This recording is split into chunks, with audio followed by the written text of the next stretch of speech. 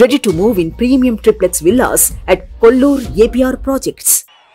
జై హో బీసీ కార్యక్రమానికి సభకి విచ్చేసిన బీసీ సోదరులందరికీ, వేదిక పైన ఉన్న జనసేన నాయకులకి, తెలుగుదేశం నాయకులకి, తెలుగుదేశం పార్టీ జాతీయ అధ్యక్షులు శ్రీ నారా చంద్రబాబు నాయుడు గారికి, యువగళం నేత శ్రీ లోకేష్ గారికి, తెలుగుదేశం పార్టీ అధ్యక్షులు అచ్చెం నాయుడు గారికి, వేదిక పైన మహిళా నాయకురాళ్ళందరికీ, తెలుగుదేశం మహిళా నాయకురాళ్ళకి, జనసేన మహిళా నాయకులు ప్రతి ఒక్కరికి పేరు పేరున హృదయపూర్వక నమస్కారం. వైఎస్ జగన్ అధికారంలోకి రాగానే, అధికారంలోకి వచ్చిన మొదటి 3 నెలల్లో పొట్టకొట్టింది బీసీలు పొట్టే కొట్టాడు.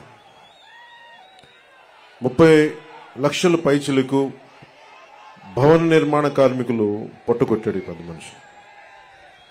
వచ్చి రాగానే ఏలూరులో 2019 ఎన్నిక ఆ రోజున వైసీపీ అండగా ఉంటామని చెప్పి బీసీలు డిక్లరేషన్ ఇచ్చి దాంట్లో ఏ ఒక్కటి కూడా నిలబెట్టుకోకుండా అందరూ నమ్మి, ట్రెడిషనల్ టీడీపీ పార్టీని నమ్మి చాలా మంది వైసీపీకి వెళ్ళడం వల్ల వచ్చి రాగానే ఎవరైతే వెన్నంటే ఉన్నారో వారినే దెబ్బకొట్టాడు. ఊహించుకుని 30 మంది పైచిలకు భవన నిర్మాణ కార్మికులు ఆత్మహత్యలు చేసుకున్నారు. అందరికీ చెందాల్సిన ఇసుక, ఒడ్డెరు కులాలు, వీళ్ళందరికీ చెందాల్సినవి కాంట్రాక్టులు కానీ, ఇసుక రీచ్లు కానీ, క్వారీలు కానీ, ఇవన్నీ ఒక కంపెనీ కట్టబెట్టేశారు. మన వైఎస్ జగన్ చేసిన దాంట్లో ముఖ్యంగా వైసీపీ ప్రతిపక్ష నేతగా ఉన్నప్పుడు బీసీల గర్జన పేరు మీద ఏలూరులో ప్రత్యేకమైన సభ నిర్వహించి చాలా హామీలు ఇచ్చారు.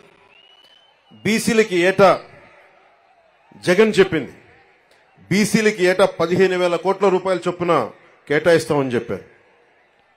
5 ఏళ్లలో 75,000 కోట్ల రూపాయలు బీసీల సంక్షేమానికి కేటాయిస్తామని చెప్పారు.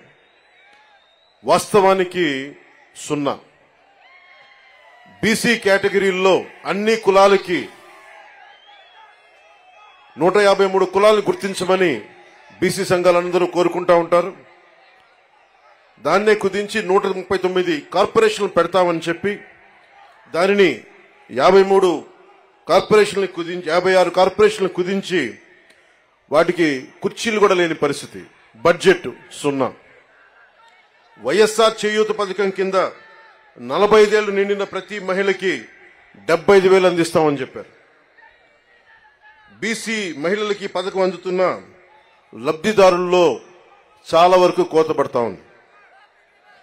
శాశ్వత ప్రాతిపదికన బీసీ కమిషన్ ఏర్పాటు చేస్తామని చెప్పారు. ప్రత్యేక బీసీ కమిషన్ ఊసేలేదు. బడ్జెట్లో 3వ వంతు బీసీలు కేటాయిస్తామని చెప్పారు. అది పూర్తిగా విస్మరించారు. ఇందాక బీసీ డిక్లరేషన్ చూస్తున్నప్పుడు బీసీ ప్రత్యేక రక్షణ చట్టం చూడగానే నాకు ఒకటే గుర్తొచ్చింది. వైసీపీ పాలన వచ్చినప్పటి నుంచి దాదాపు 23 నుంచి 26 వేల మంది బీసీల పైన కేసులు పెట్టారు.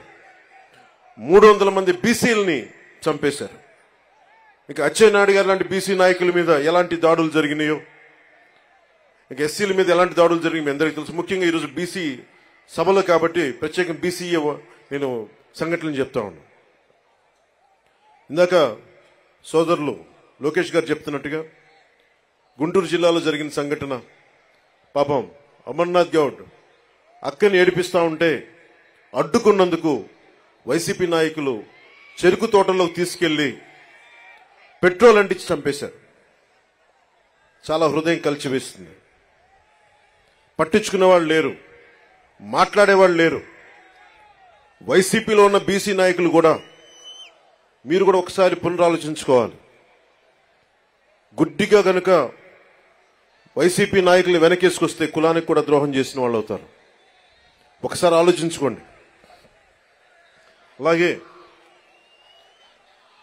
23 నుంచి 26 వేల మంది బీసీ యువత, బీసీ ప్రజల్ని కేసులు పెట్టారు. ఇదివరకు ఎస్సీ పరిరక్షణ చట్టం ఎలా ఉంది, ఎస్సీ ఎస్టీ అట్రాసిటీ యాక్ట్ ఎలా ఉందో, ఈ రోజున వైసీపీ పాలనలో బీసీలకు కూడా ప్రత్యేక రక్షణ చట్టం అవసరమైంది. అది చెప్పగానే మొట్టమొదట బీసీ రక్షణకి చాలా అవసరం అని చెప్పి మనస్ఫూర్తిగా నా మద్దతు తెలిపాను వీటన్నిటికీ. ఈ రోజున జనసేన సంబంధించినంత వరకు బీసీలకి సంబంధించి నేను రామ్ మనోహర్ లోహియా గారి సిద్ధాంతాలకి ఆకర్షితునైన వాడిని. బీసీలకి సాధికారత ఉండాలి, ఇవన్నీ ఆలోచించేవాడిని. బీసీలకి మిగతా కులాలకి ఐక్యత ఉండాలి. కేవలం సంఖ్యాబలం ఉన్న బీసీ కులాలే కాదు, అల్పసంఖ్యాక బలం ఉన్న బీసీ కులాలకు కూడా ఎక్కువ అభివృద్ధి రావాలి.